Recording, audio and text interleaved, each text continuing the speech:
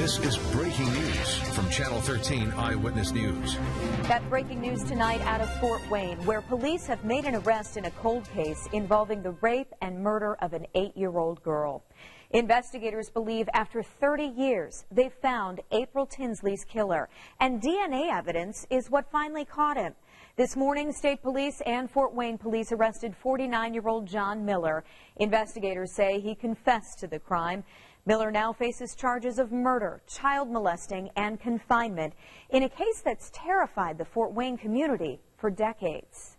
I'll have my good days and I'll have my bad days. That was Janet Tinsley in March. She spent 30 years wondering who killed her daughter and why. Peace was hard to find, even with the investigation always active. On April 1st, 1988, 8-year-old April Tinsley walked to a friend's house and never made it back home. 3 days later, a jogger found the girl's body in a ditch in DeKalb County. She'd been raped and suffocated. There's a lot of times I'll get people come up to me and go, "You should have kept her home. You should have kept her home."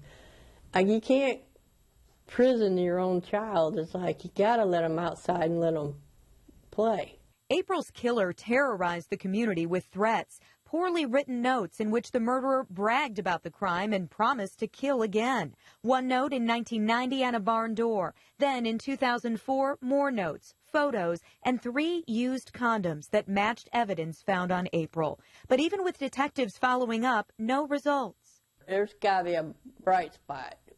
It's going to come someday. And then there's moments you have like, this is never going to be solved. Now police say her daughter's murder is solved. Their big break, 30 years after April was killed. And here's how it happened. According to court documents, in May, detectives arranged for a DNA test on the suspect sample. They narrowed the match to 2 brothers, including John Miller. Police conducted surveillance on Miller's home and found condoms in his trash, which they tested. Investigators say they matched the DNA on the victim. This morning, detectives say Miller admitted to raping and killing April Tinsley. He's now being held in the Allen County Jail. And his arrest comes on the same day that a documentary on this case is set to air on Investigation Discovery.